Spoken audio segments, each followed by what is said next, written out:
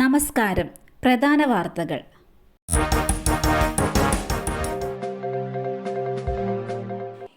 കോടി തട്ടിയത് 5 വർഷം കൊണ്ട്.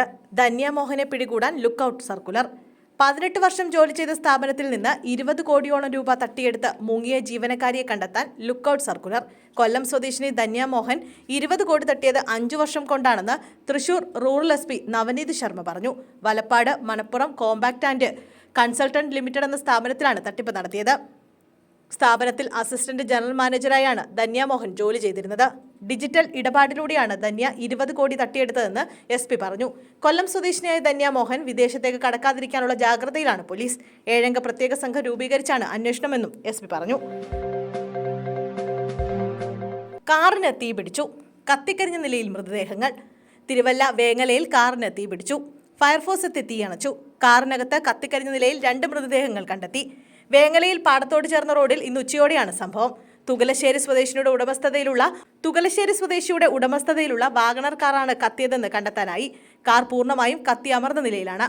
അപ്പോഴാണ് തീർത്തും കത്തിക്കരിഞ്ഞ നിലയിൽ മൃതദേഹങ്ങളും കണ്ടെത്തിയത്.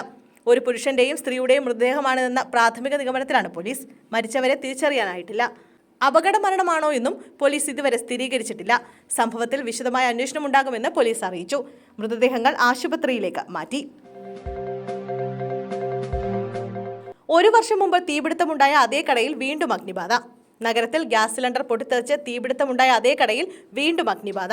രാവിലെ 10 മണിയോടെയാണ് ചിപ്സ് കടയിൽ തീപിടുത്തമുണ്ടായത്. ഷോർട്ട് സർക്യൂട്ട് എന്നാണ് പ്രാഥമിക നിഗമനം. നഗരം ഞെട്ടിവിറച്ച തീപിടുത്തമുണ്ടായി 1 വർഷം കഴിഞ്ഞതിന് പിന്നാലെയാണ് വീണ്ടും അതേ കടയിൽ ആശങ്കയായി അഗ്നിബാധ ഉണ്ടായത്. ഫയർഫോഴ്സ് എത്തും മുമ്പേ കടയിലെ ജീവനക്കാർ തന്നെ തീകെടുത്തി. എന്നാൽ വലിയ അപകടമാണ് ഒഴിവായതെന്ന് ഫയർഫോഴ്സ് ഉദ്യോഗസ്ഥർ പ്രതികരിച്ചു. കഴിഞ്ഞ കൊല്ലം തീപിടുത്തമുണ്ടായ സമയത്ത് സുരക്ഷാ ക്രമീകരണങ്ങൾ ഒരുക്കാൻ ചിപ്സ് കടകൾക്ക് ഫയർഫോഴ്സ് നിർദ്ദേശം നൽകിയിരുന്നു. എന്നാൽ ഒന്നും നടപ്പായില്ല.